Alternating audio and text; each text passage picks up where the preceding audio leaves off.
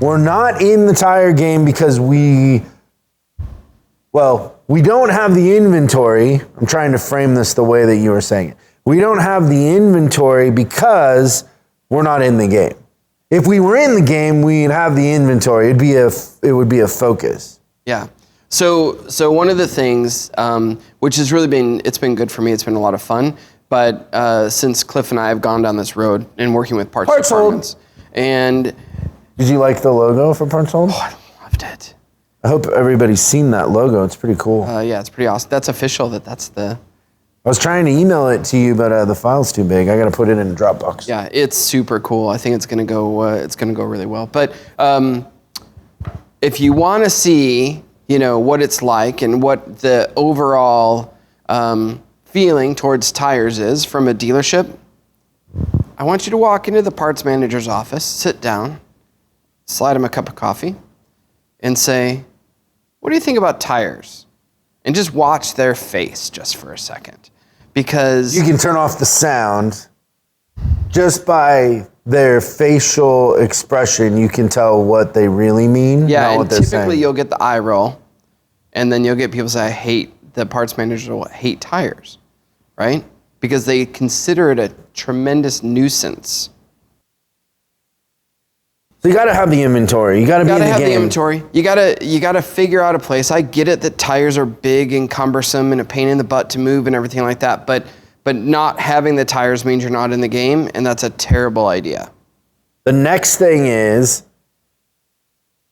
that we perceive, or it's true, one of the two. It could be the perception or it could be the truth, but both are a problem.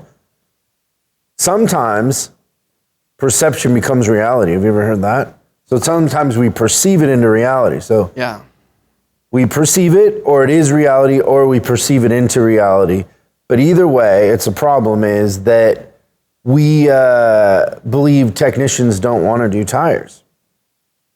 Yeah, that would definitely be the perception. I've heard that one a lot. If I can just go back to parts managers, please do not run an inventory stocking level of any tire that has an odd number in it.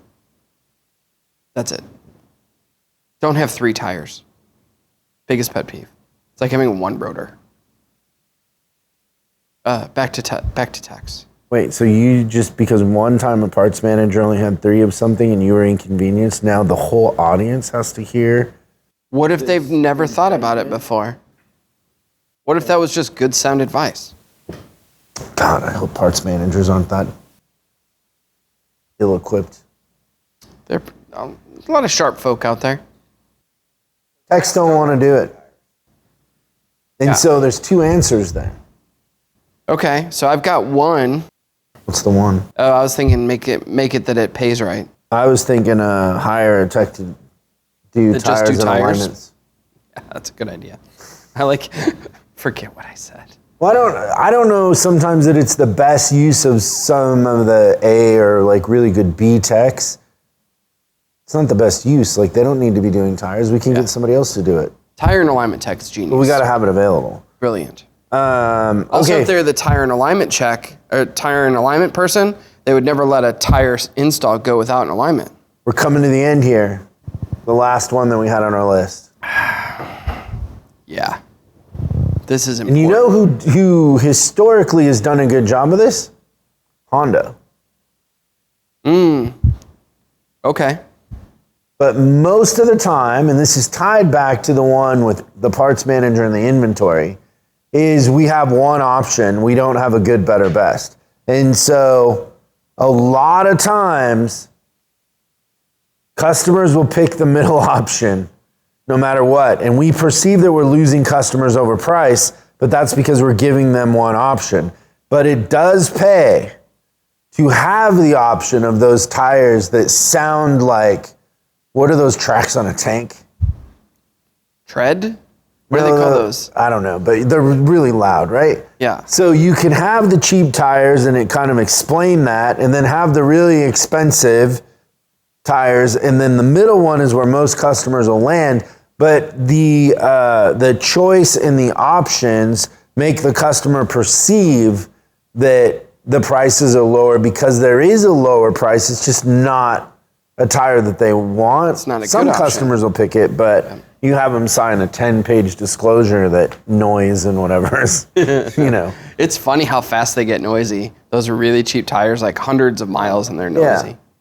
But there's a customer for that tire. But having the choices, the good, better, best, having options kind of takes price off the table in a few ways, but the main one is the customer gets to choose their own adventure. Yeah. They get to write their own story, and it's less about price because it's like, well, do you want the race car ones? Do you want the middle one, or do you want the ones that you don't want? Thanks so much for watching this clip of Service Driving Revolution. We're uploading new stuff every day, so make sure you subscribe and click the bell icon so you don't miss out. If you have a question you'd like us to answer on the show, call 8333-ASK-SDR and we'll answer your question on the show. That's 8333-ASK-SDR. For special deals on our books and training, head over to offers.chriscollinsinc.com. Now that's offers.chriscollinsinc.com. I'm Chris Collins, and I'll see you in the next video.